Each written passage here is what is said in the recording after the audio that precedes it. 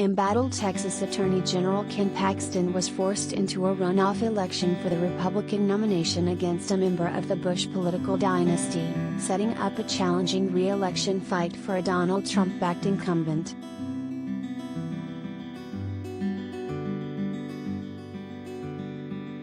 Paxton, who is embroiled in various ethics scandals, failed to secure 50% of the vote, election night results indicated.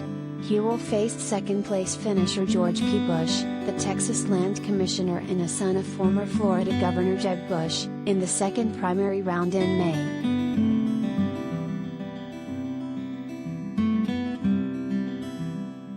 The race has been closely watched in Texas, which has some of the earliest primaries of the 2022 midterms. Paxton's opponents have portrayed him as a liability to Texas Republicans, arguing he could lose the general election to a Democrat. They say Paxton could face an indictment in the coming months stemming from a complaint made by former top aides accusing him of corruption. Paxton emphasizes that he hasn't been charged in any of his alleged scandals at this time.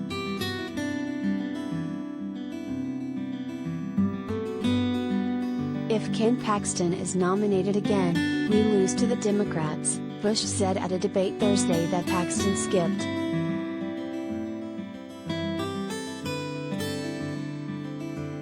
Bush and Paxton were also competing against former Texas Supreme Court Justice Eva Guzman and U.S. Representative Louis Gohmert, but Bush managed to make the case among Paxton's challengers that he's the most electable.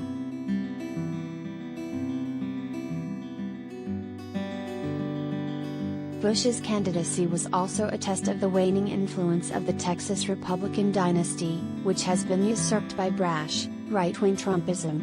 Bush is the nephew of George W. Bush and grandson of the late George H. W. Bush.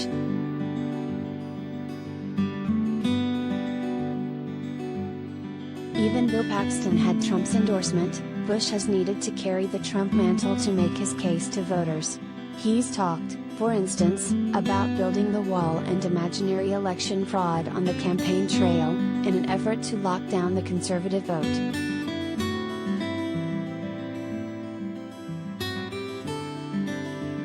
Vying now for a third term, Paxton won his second term in 2018 by a much slimmer margin than his first election after he was put under indictment for alleged securities fraud in 2015. That case still hasn't been resolved.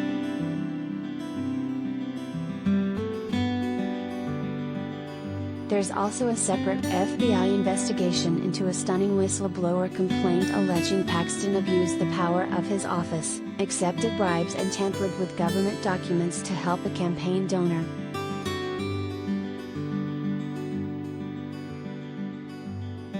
Paxton has denied wrongdoing in both cases.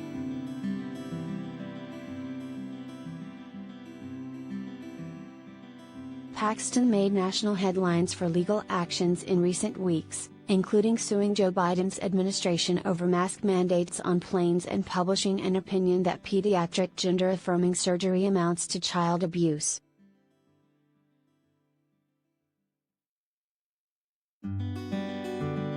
Before speaking at the rally that preceded the deadly January 6, 2021, riot at the U.S. Capitol, Paxton filed suit in a bid to overturn the presidential election results in Georgia, Michigan, Pennsylvania and Wisconsin, 4 battleground states that Biden narrowly won. The U.S. Supreme Court tossed out the lawsuit, saying Texas didn't have standing to bring the case.